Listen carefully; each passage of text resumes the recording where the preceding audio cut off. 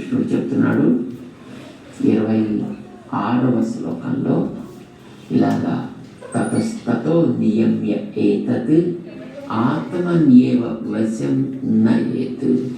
నువ్వు మనసులో వెళ్ళి ఎప్పుడప్పుడు ఆ వికారాలు కొనుక్కొని పైకి వచ్చి దాన్ని ఆత్మ నుంచి వెనక్కి లాగుదామని ప్రయత్నం చేస్తే నువ్వు చక్కగా వాటి వెంట సాగుతూ అది ఎంత లోపల జరిగే ప్రక్రియ కనుక దాంతో నువ్వు కూడా బయలుదేరి వెళ్తూ అది ఏదేది కోరుకుంటుందో వాటన్నింటిలో ఉండేటటువంటి భగవంతుని యొక్క ఉనికిని చెప్తూ అందులో భగవంతుడు ఉన్నాడు.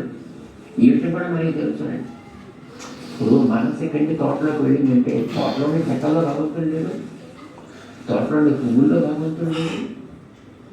అది ఎక్కడైనా ఒక చోట నదీ తీరానికి పోయిందంటే అక్కడ వీచే గాలుల్లో మనకి భగవంతుడు లేడు, తరంగాల్లో భగవంతుడు లేడు. ప్రతి ఎక్కడెక్కడికి నీ మనసు వెళుతుందో అక్కడక్కడల్లా ఆయన ఉన్నాడు. కనుక నువ్వేం చేయొచ్చు, ఇదివరకు భగవంతుని వదిలిపెట్టి మనసు చూస్తాం.